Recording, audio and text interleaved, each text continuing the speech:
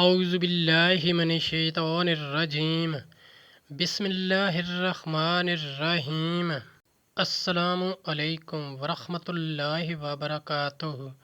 طالب علم ساتھیو، اس سے پہلے والی ویڈیو میں ہم نے سورہ بقرہ کی آیت نمبر 197 کا ترجمہ اور تفسیر پڑھی، جس کا لنک میں نے اس ویڈیو کے ڈسکرپشن میں شیئر کر دیا ہے۔ اس ویڈیو میں ہم پارہ نمبر 2 سورہ بقرہ کی آیت نمبر 198 کا ترجمہ اور تفسیر پڑھیں گے اور قرآن کی روشنی میں اہم دینی مسائل بھی سیکھیں گے۔ فرمانے علی شان ہے کہ علم حاصل کرنا ہر مسلمان مرد عورت پر فرض ہے۔ اے اللہ، ہمارے علم میں اضافہ فرما، آمین۔ سورہ بقرہ آیت نمبر 198۔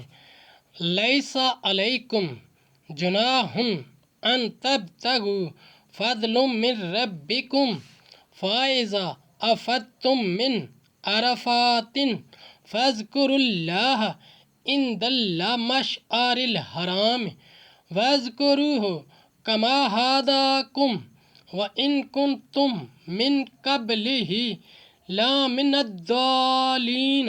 ترجمہ: تم پر کچھ گناہ نہیں کہ اپنے رب کا فضل تلاش کرو، تو جب عرفات سے پلٹو تو اللہ کی یاد کرو، مشعر حرام کے پاس، اور اس کا ذکر کرو جیسے اس نے تمہیں ہدایت فرمائی، اور بے شک اس سے پہلے تم بہکے ہوئے تھے۔ آیت نمبر 198 کا شان نزول۔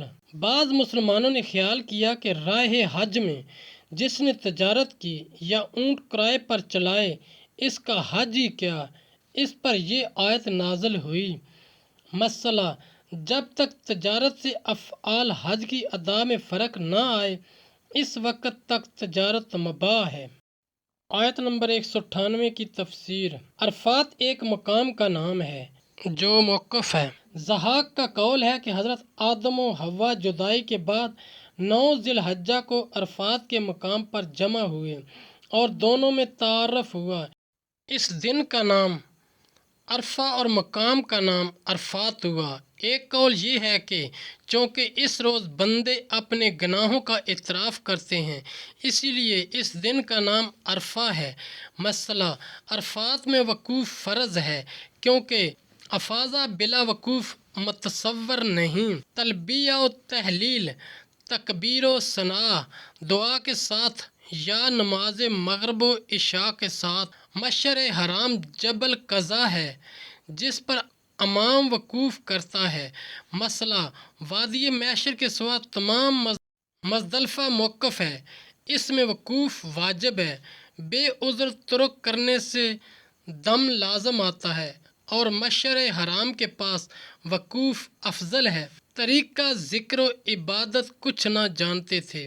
ساتھیو، ہم نے قرآنی تعلیمات کو دنیا کے کونے کونے میں پہنچانا ہے، اس لیے آپ لائک کیجیے، شیئر کیجیے، اپنے دوستوں اور اپنی فیملی کو میرا چینل قرآن ود ایڈیپیڈیا سبسکرائب کرنے کی دعوت دیجیے اور گھنٹی بجانا نہ بھولنا تاکہ اگلی ویڈیو کا نوٹیفیکیشن آپ کو وقت پہ مل سکے۔